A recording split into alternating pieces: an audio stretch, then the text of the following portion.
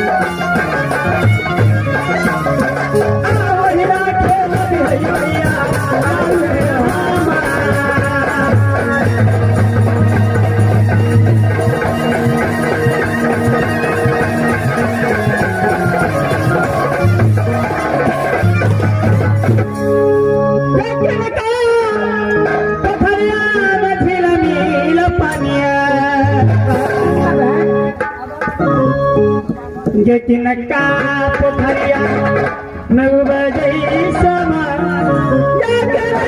पोखरिया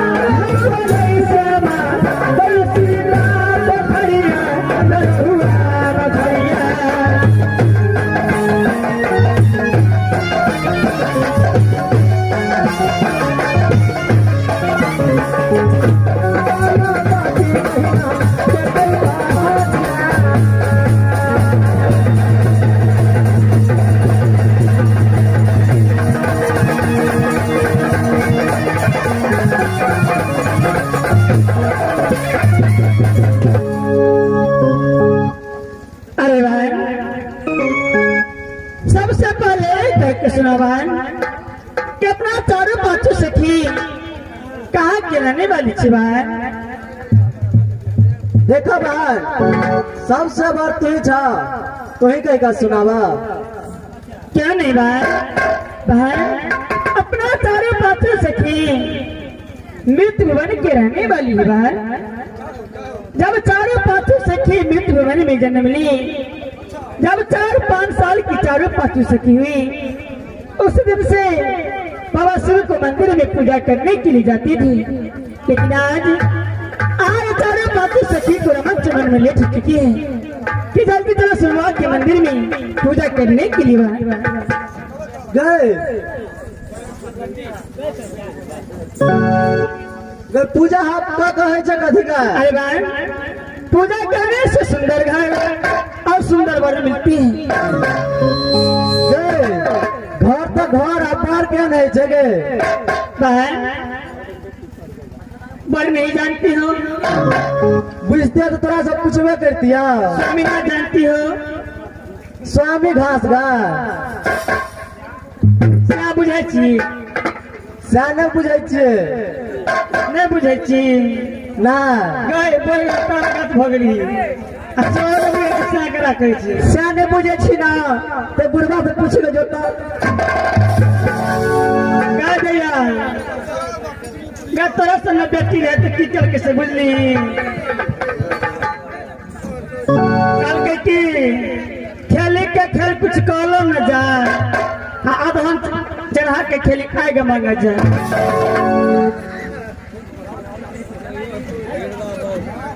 ठीक है कहला दैया गे हे हके तोरे जका बेटी छले बुझली त की कहै छै लट गई छोरी लता मगहारी साक सुपारी कटा कट मारी। भैया तोरे जगह कहै छै कि लाल साड़ी टांगल या सैलम लग ये दैया हे तोरा देखे छियो न बड़ा मत लग जायो दैया रे सुन गए तोरे जका बेटी छले बुझली त कहै छै बाटी बाटी सात बाटी ए बुढ़वा घर में दांत काटी। तोरे जगह कहै छै कि नाइन छी बिया भरल छी या सब बिया जे गेल चुचे पर हागे तोरे जका के जे सुतल छी खाट पर टांग देनो टाट पर गए एकटा हमहूँ कहि दै छियै, गदैया अनिया तोरे जका बेटी रहे गैया बुझली, हां रहे तो कनिएटा ताकि बोलहे बुझे बड़ की करके से बुझली, के बापे घर पर दीप नसल, अरे भाई जल्दी चलो भाई, शिवा को मंदिर में चारों पात्र से मिल करके बस पूजा करेंगे भाई, चलिए भाई चलो भाई।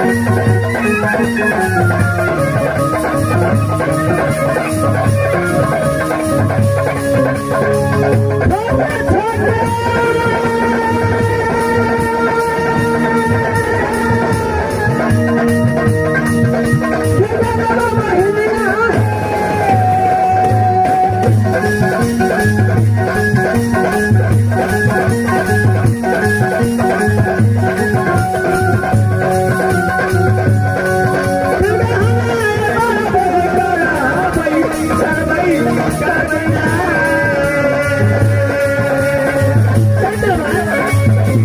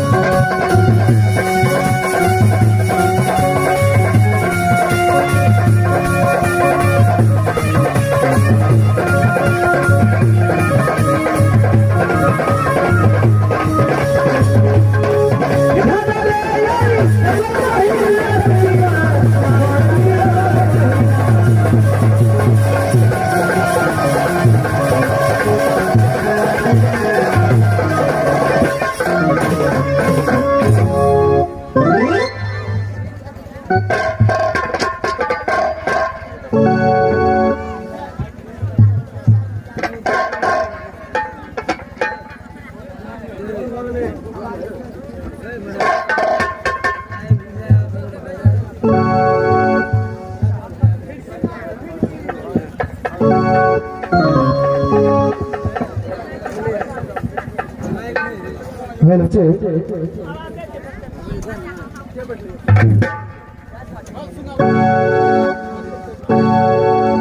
अब जो है एक बार माँ भगवती के नाम से जजकार लगाते हैं, उसके बाद हमारे नाच कार्यक्रम शुरू और चालू हो जाएंगे। तो लगे जजकार माँ भगवती के नाम पर। माँ भगवती की, शंकर भगवान की, भगवान की।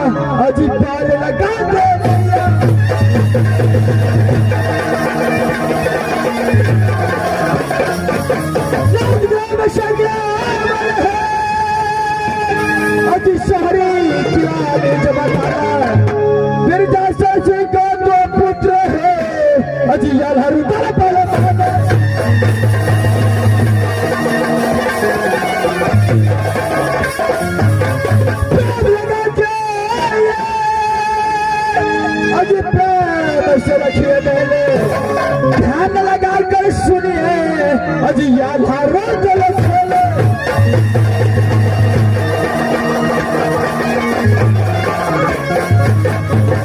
खुशी बाबा रबाब ने दर्शाए हुए हैं कि जो बालक अजर चिन्हा माता पिता गुरुदेव ने लिखा। उसी तरीके से सब हमारे बाल कलाकार हैं और बाल कलाकार से कोई गलती नहीं हो जाए तो अपने बच्चे समझकर क्षमा कर देंगे। कृपया खेल पर ध्यान दीजिएगा। तो लीजिए अगर साथियों बता बहना आज की रात हमारे कंपनी देवेंद्र जी के द्वारा छोटा सा खंड आल्हा को गिनाने जा रहे हैं जिस खंड का बोला है फूला हरण सूरज कुंड कलराए फूला हरण सूरज कुंड कलराए राजा कचमल सिंह का मत खेल बहुत अच्छा है। आप लोग शांति पूर्वक से देखें। बोल दे मां भगवती की।